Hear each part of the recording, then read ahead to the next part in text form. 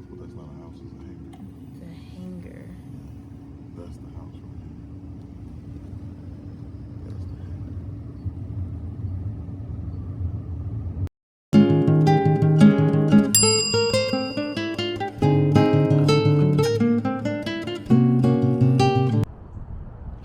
Hey guys, we're in a neighborhood that is developed for private planes. As you can see behind me, people have their houses and their small planes. The benefit of that as a developer is that if you need to go really quick to go and see another development, you don't have to go to the major airport and fly Delta and fly Spirit, or I guess Spirit doesn't exist anymore, but you can take your own plane to a different city. So for all the regional developers, this is a really good piece of land. And these houses aren't very expensive to build, but you know, you can get something where in your backyard, you don't have to take your car, you can take your plane.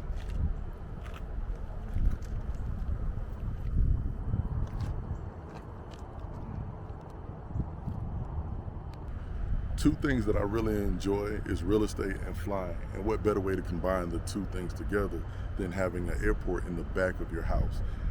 You know, that would be very expensive if it was just your house, but if you build a neighborhood and put an airport behind it, it's a nice little cool feature. It's a very unique piece of real estate, and it gives another selling point. So something like this is very interesting. You know, one, finding a big enough piece of land, finding something that has no trees, something you can do a grass field, and finding enough acreage where you can put 50 or 60 houses on, plus an airstrip. You know, that's added value, because I think flying is going to be more of a niche thing soon. I see a lot more black pilots than I used to, and I think this is going to be something that people are really going to like to do. I would definitely develop it, because I see they have some vacant lots in here, so I would definitely like to develop a small, you know, house with a very large hangar. You know, that way you get, like I said, the two biggest things that people like, you know, two different modes of transportation and the ability to have a piece of real estate on an airport. If you're a regional developer, it's really, really useful to not have to always get on a flight. Booking flights can be chaotic.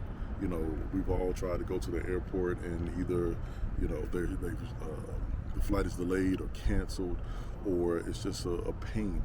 So getting in your own plane and going 100, 200, 300 miles to another city, you know, so if you're a developer in Florida going to Georgia or going to Tennessee, where you can just fly your plane in for the day and come back, you know, it makes it a lot more efficient.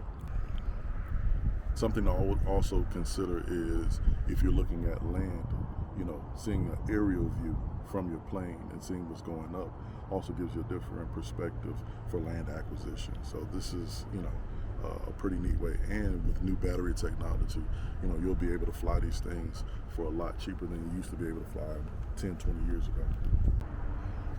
I got into planes probably about 6 or 7 years ago. It was just something that interested me. I like trying new things, so I went on a test flight, and it was interesting.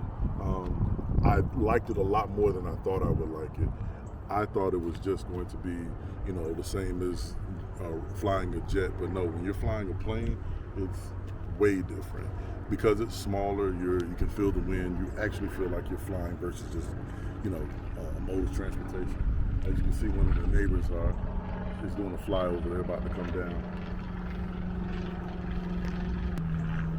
When I'm ready to buy a plane, it would probably be a Sling TSI, or once I get my hours up, probably like a Panther. I like the single engine planes. I think they're a lot safer than they used to be, but I also want to I'm waiting for a hybrid plane to come out.